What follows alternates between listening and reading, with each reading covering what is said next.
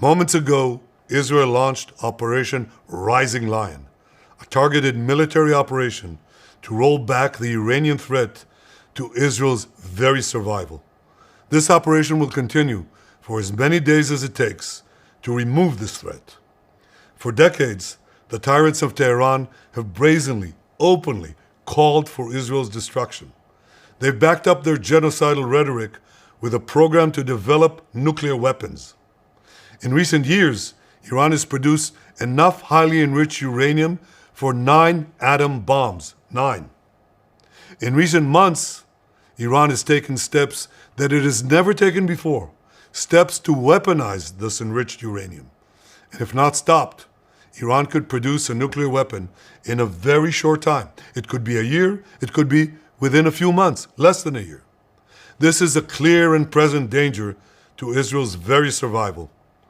80 years ago, the Jewish people were the victims of a Holocaust perpetrated by the Nazi regime.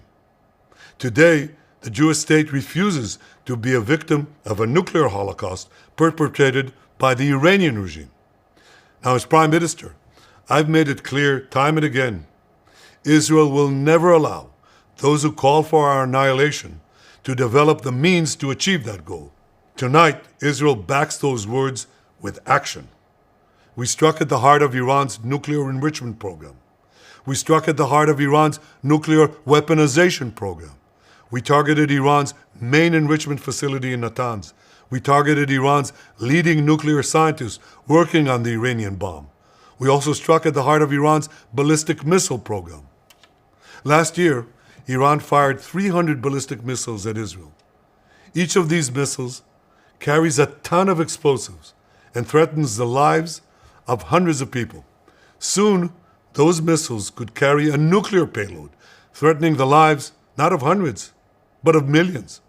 Iran is gearing up to produce 10,000 of those ballistic missiles within 3 years. Now just imagine 10,000 tons of TNT landing on a country the size of New Jersey. This is an intolerable threat. It too must be stopped. Iran is now working on what it calls the new plan to destroy Israel. You see, the old plan failed. Iran and its proxies tried to encircle Israel with a ring of fire and to attack us with the horrible attack of October 7th. But the people of Israel, the soldiers of Israel, rose like lions to defend our country. We crushed Hamas, we devastated Hezbollah, we hit Iranian proxies in Syria and Yemen.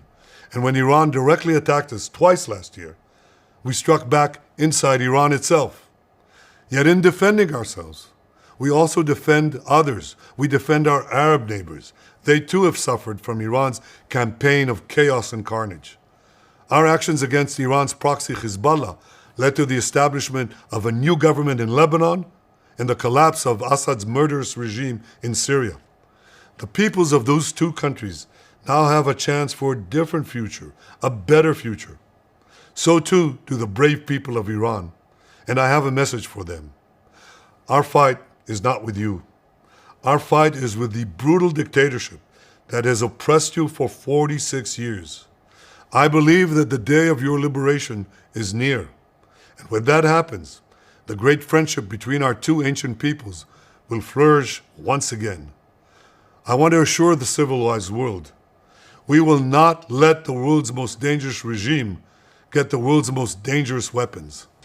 And Iran plans to give those weapons, nuclear weapons, to its terrorist proxies. That would make the nightmare of nuclear terrorism all too real. The increasing range of Iran's ballistic missiles would bring that nuclear nightmare to the cities of Europe and eventually to America. Remember, Iran calls Israel the small Satan. It calls America the great Satan. And this is why for decades, it's led millions in the chants of death to Israel and death to America. Today, Israel is responding to those genocidal calls with action and with a call of our own. Long live Israel and long live America. Our action will help make the world a much safer place. I want to thank President Trump for his leadership in confronting Iran's nuclear weapons program. He has made clear time and again that Iran cannot have a nuclear enrichment program. Today, it is clear that Iran is just buying for time. It refuses to agree to this basic requirement of peaceful nations. That is why we have no choice but to act, and act now. The hardest decision any leader has to make is to thwart a danger before it is fully materialized.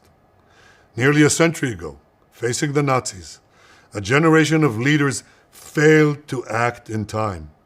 They were paralyzed by the horrors of World War I.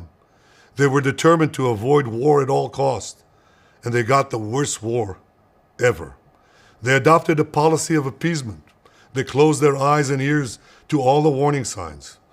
That failure to act resulted in World War II, the deadliest war in history.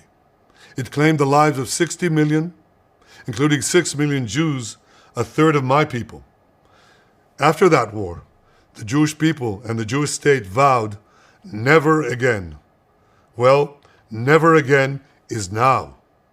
Today, Israel has shown that we have learned the lessons of history. When enemies vow to destroy you, believe them. When enemies build weapons of mass death, stop them. As the Bible teaches us, when someone comes to kill you, rise and act first. This is exactly what Israel has done today. We have risen like lions to defend ourselves. Over 3,000 years ago, Moses gave the people of Israel a message that has steeled their resolve ever since. Be strong and courageous, he said. Today, our strong and courageous soldiers and people stand together to defend ourselves against those who seek our destruction. And by defending ourselves, we defend many others, and we roll back a murderous tyranny. Generations from now, history will record that our generation stood its ground, acted in time, and secured our common future. May God bless Israel. May God bless the forces of civilization everywhere. Thank you.